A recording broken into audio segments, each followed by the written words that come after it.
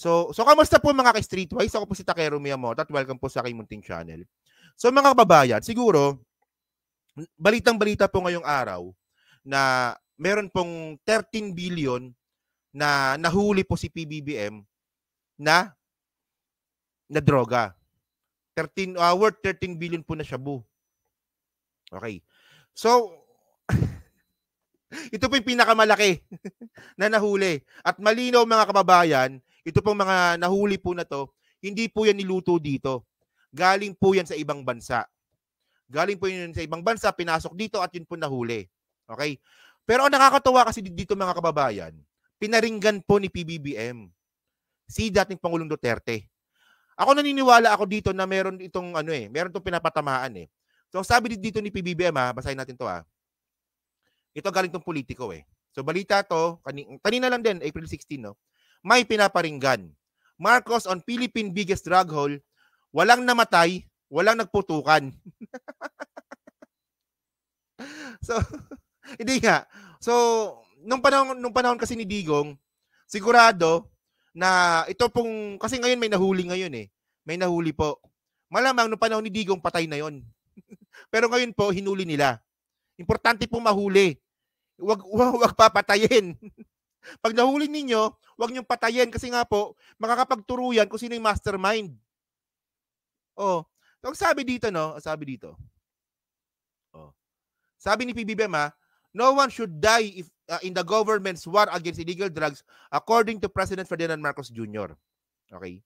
So sabi dito, I would like also to point out that this is the biggest shipment of shabu na nahuli natin but no one person died. Walang namatay, walang nagputukan, walang nasaktan. Actually, meron nasaktan dito si Digong. Kaya naman pala kaya naman palang walang patayan eh. Bakit nagkaroon pa ng patayan, di ba? Oh, sabi pa dito, continue natin. Okay. Okay. Marcos Jr. said, referring to the 13.3 billion worth of illegal drugs seized from a recent drug bust in Batangas. Okay? So, sabi dito, basta ino-operate natin ng dahan-dahan. Yun naman dapat ang approach. So, yun naman pala dapat. So, ibig sabihin pala, yung ginawa ni Digong mali. Para sa akin, yun dapat ang approach sa drug war na ang pinaka-importante is matigil natin na pag-ship ng mga drugs dito sa pagpasok ng Pilipinas, he said. Pero one thing that is clear, pinasok ito. Hindi ito galing sa Pilipinas. Hindi ito niluto dito sa Pilipinas, galing ito sa labas. Actually, may point nga mga kababayan, no? Kasi kung yung mga droga po natin ay galing po sa ibang bansa, so kung ang huliin mo lang naman pala at kung yung papatayin mo lang din naman pala is yung mga simpleng pusher, so parang may mali ata doon. Di ba? Oh. So Takero, wag mo naman idein na sasaktan si Maudigs. So ito no, so panoorin natin tong video na to no. Ito yung sinabi ni PBBM kanina. Sige. Ito shabu na nahuli natin. But not one person died. Walang namatay, walang nagputukan, walang nasaktan. Basta't inoperate natin ng dahan-dahan, yun naman dapat ang approach. Para sa akin, yun dapat ang approach sa drug war. Na ang pinaka-importante is matigil natin ang pag-ship ng mga drugs dito sa pagpasok sa Pilipinas. Pero the one thing that's clear, pinasok ito, hindi ito galing dito sa Pilipinas. Hindi ito linuto dito sa Pilipinas, galing ito sa labas. Ngayon, yung ruta kung saan nanggaling yun, ngayon pinag-aaralan pa natin at inimbestigahan pa. Alright? Okay. Any questions? Ayan, teka lang ito Alam nyo kung ano nakakatawa dito? Diba? Nung panahon ni Digong, ang daming patayan, ang daming reklamo. Tapos ngayon namang walang namatay, may reklamo pa din. Hindi mo talaga alam kung saan ka lalagay eh. Lahat na lang ng gagawin, merong sasabihin eh. Merong tawag nito, merong reklamo. Nung panahon ni Digong, ang daming namatay, ang daming reklamo. Tama naman yun. Dapat talaga tayo magreklamo nun. Pero ngayon naman na walang namatay, may nagrereklamo pa din. Ano ba dapat gawin dapat? Hindi nga, ano ba dapat gawin? O baka siguro yung mga basher diyan, baka may alam kayong mas magandang gawin. 'Di ba? So, ang malinaw dito mga kababayan kasi, ito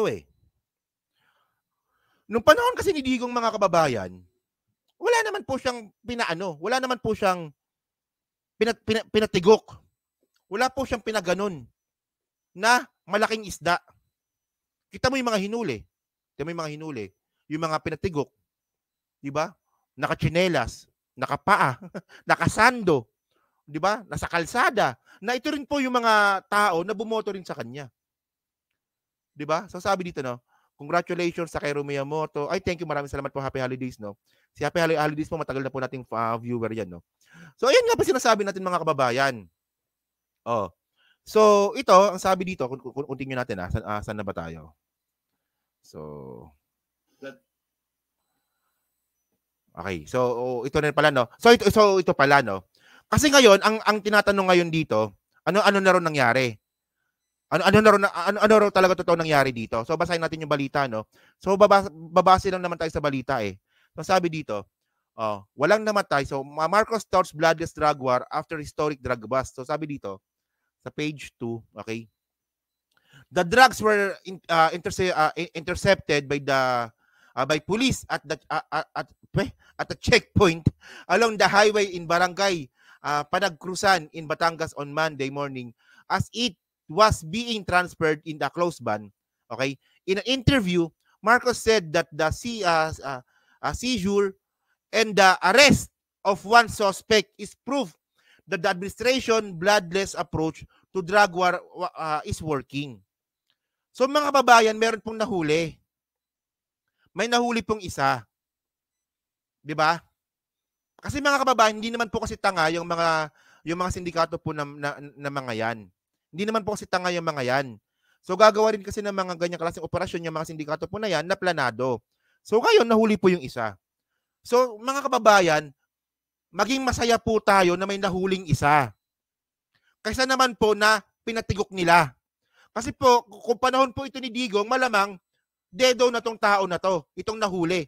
Dedo na to. So kasi mga kababayan, kapag ito po ay nadedo, pag ito po ay pinatodas po, tapos na po yung kaso.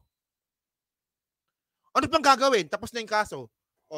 Sino yung pwede mo maging witness? Sino yung magtuturo kung sino at para kaninong shipment? Wala. Kasi nga, tigok na. So mga kababayan, ako naniniwala ako na ito pong nahuli, di ba, ito pong nahuli po na to, iimbestigahan po yan. Kakausapin ng maayos. Kapag nagmatigas, gugulpihin. Pwedeng gano'n. Di ba? So, kakausapin po ng maayos yan. Para malaman kung para kanino po yung shipment. Para kanino po yung shipment at sino po nagpadala. At least, uusad yung kaso. Hindi po katulad nung panahon po ni Digong na pag nahuli, tigok. So, ano nangyari sa kaso? Tapos ang kaso. Walang nahuling pulis. Walang nahuling sindikato. Walang nahuling na miyembro po ng sindikato. Kaya nga mga kababayan kasi, di ba, napakatalino po ng presidente natin. Kasi nung si PBBM po naging presidente, ang ginawa niya, hindi niya kaagad pinatupad po yung drug war. Ang ginawa niya, nilinis niya muna yung mga pulis. Na ayan po talaga yung sobrang kapalpakan po ni Digong. Isipin mo, sabihin ni Digong, papatayin ko kayo lahat. Sabi niya gano'n, di ba? Yun naman pala yung mga pulis sangkot sa droga. So, ang nangyari nun, ang ginawa ng mga pulis, pinatigok, pinatodas, yung mga maliliit po na pusher na pwedeng magturo para sa kanila. Tapos ang kaso. Pero ang ginawa po ni PBBM, dilinis po yung mga general sa pulis. Ang dami nga nagreklamo nun, di ba? Nang sabi, bakit naman ganun ang ginawa ni PBBM? Tinanggal yung mga pulis. Yun naman pala, mga sangkot pala sa droga. So, malinis. So, ang tawag din po dito, strategy. Hindi kasi pwede na puro kamay na bakal tayo dito na hindi po tayo nag-iisip. Yung mga DDS kasi tuwan-tuwa na kapag merong naglulupasay dyan na duguan, tuwan-tuwa, adik ka kasi. Adik ka, buti nga sa iyo. So, nasa yung due process dito? Nasaan yung due process dito? Ayan po talaga yung mga utak-ipis po ng mga DDS. Ayun po ang mga problema sa mga utak-ipis na po ng mga DDS. Puro lang sila tapang. Puro lang sila ganunan. Pero, wala po silang alam sa due process. Tanungin mo sa kanila kung ano yung due process, hindi nila alam. Kasi nga mga utak-ipis yan. And then mga kababayan, ang nakakatawa kasi dito, naalala ko to eh. So dahil nga po sa pangyayari po na to, naalala ko po itong sinabi po ni Digong nung eleksyon. So sabi niya dito panoorin niyo to. Mamatay pang tao. Hindi ko gusto para sa Pilipinas yan. Yan ang problema. Kung hindi ka marunong pumatay ng tao at takot kang mamatay, yan ang problema. You cannot be a president. Tuwan-tuwa yung mga DDS dyan, di ba? Kung takot ka ng tao, hindi ka pwedeng maging presidente. So, ayun nga ginawa ni Digong. Ilan yung namatay, Kuya Inaro? 30,000?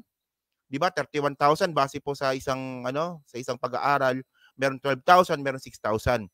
So, talagang, madugo po talaga nangyari. Oh, ang tapang-tapang ni Digong. Sabi ni Digong, kung takot ka mamatay at takot kang pumatay, hindi ka pwede maging presidente. So, ang ginawa ni Digong, pumatay ng Pilipino, naging tuta ng China. Vice President, di ba? Kunwari DDS ako na taga Davao, Bisaya kasi. Oo, Digong. Vice President to, si Digong. Ang galing-galing Digong, Vice President.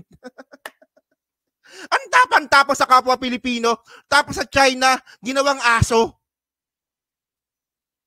Di ba? Ano yun?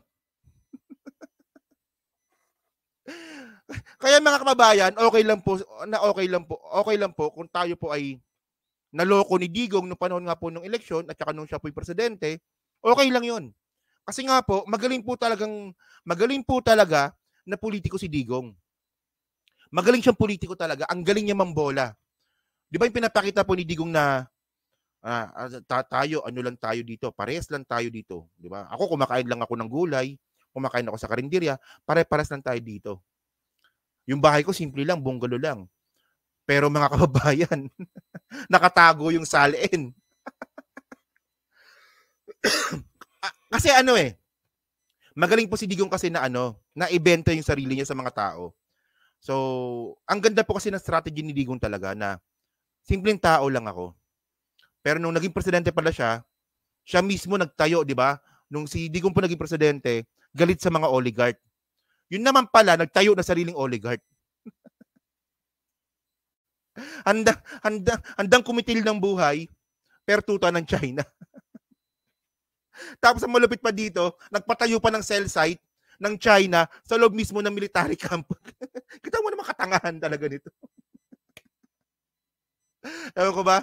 So, ayun. Wala namang problema kung naloko tayo ni... Gagawin mo, baka may mamatay pang tao. Wala namang problema kung naloko tayo ni Digong noon. Well, kung naloko ako ni Digong, siguro mga mga 60% lang. Hindi ako 100% na naloko ni Digong. Pero, okay lang na kung tayo po yung naloko ni Digong, ang importante mga kababayan, di ba? Ang importante mga kababayan, yung ngayon. Natauhan po tayo ngayon, gawin po natin kung ano po yung tama.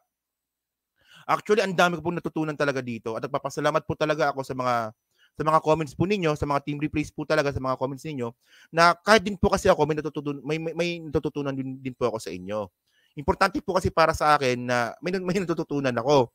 So, sa pagbablog ko nga po talaga na kung kinukumpara ko po kasi yung ideology ko dati sa ideology ko ngayon, naniniwala naman ako na malaki po yung nag-iba. So, ito po yung pinopromote po kasi natin. Political maturity. Na ako, hindi ko sinasabi na politically matured ako, pero nasa proseso po tayo. At sana din po, ganun din po sana tayo lahat dito.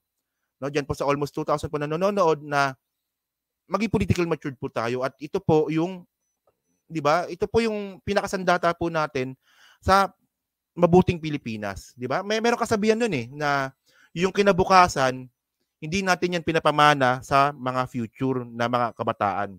Ito po ay hinihiram natin sa kanila. So kung ano man yung ginagawa natin ngayon, ito po ay makaka-apekto po sa future.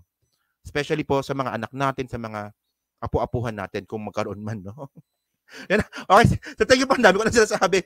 So maraming salamat po mga kababayan dyan po sa Team Replace po. Ano masasabi nyo nga po dito sa pagpaparinig nga po ni PBBM, ako naniniwala ako no na itong sinabi nga po ni PBBM ay pagpaparinig kay Digong. So agree ba kayo doon? Agree din po ba kayo sa ginagawa nga po na proseso nga po ni PBBM regarding nga po sa drug war? Okay, no? So dyan po sa 1,900 po na nanonood, so hindi pa po nakakapag-like, palike na lang po ng video po na to, and then pati rin po sa team replays, di ba? Palike na lang din po. No? So thank you po mga kababayan, salamat po no,